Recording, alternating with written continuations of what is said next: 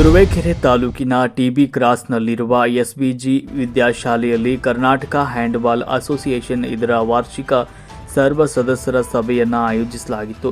ಕಾರ್ಯಕ್ರಮವನ್ನು ಶಾಖಾ ಮಠದ ಶ್ರೀ ರಾಜಶೇಖರನಾಥ ಸ್ವಾಮೀಜಿಗಳು ಜ್ಯೋತಿ ಬೆಳಗಿಸುವ ಮೂಲಕ ಉದ್ಘಾಟಿಸಿದರು.